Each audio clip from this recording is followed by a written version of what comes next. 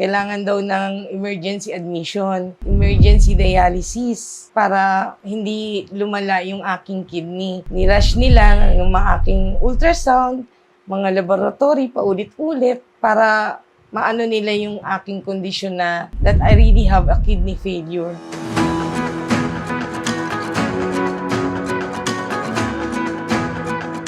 I'm Maria Andrea Galino.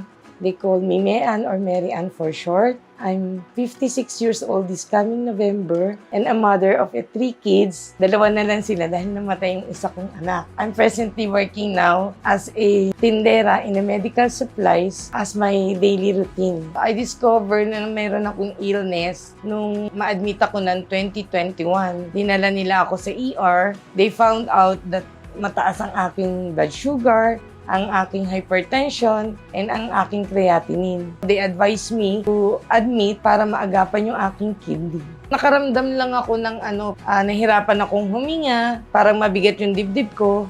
Nakakaranas na kasi ako that time ng pananakit ng paa. Yung aking talampakan, para siyang namamaga pag inaapak ko. Hindi siya flat, not like before. Sinabi nga na meron din akong diabetic neuropathy. Yun yung pananakit ng aking mga binti na walang pakiramdam minsan.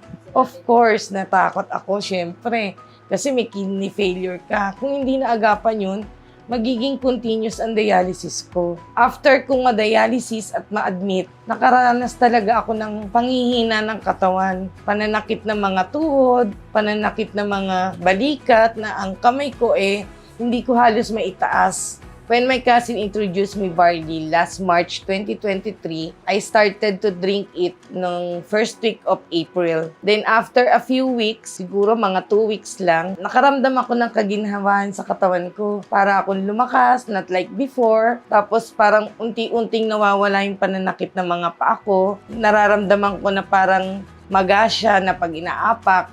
At saka yung parang naglalakad ako na para akong tutumba. Nawala unti-unti sa pag-inom ko lang ng barley. Sometimes I drink twice a day, sometimes once a day. Nagustuhan ko ang lasa ng barley, especially pag malamig siya. Ang sarap-sarap niyang inumin. Through JC Organic Barley, nawawala na yung pananakit ng mga tuhod, pamamanhid ng mga binti ko. Nawala siya sa pag-inom ko lang ng JC Organic Barley.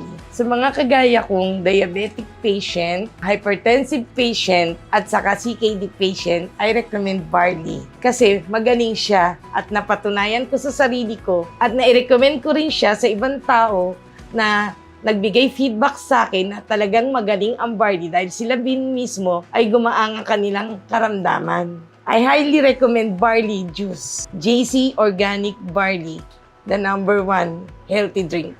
Ang pagkakaroon ng healthy lifestyle para sa akin ay isang maganda dahil hahaba ang buhay mo, marami ka pang may experience, maalagaan ko pa ang nangusto ang aking mga anak, especially that I have a special child, matutuunan ko ng kanyang paglaki dahil ako sa sarili ko ay malakas, kayang-kaya ko siyang alagaan. I am Mean Galino and I choose JC.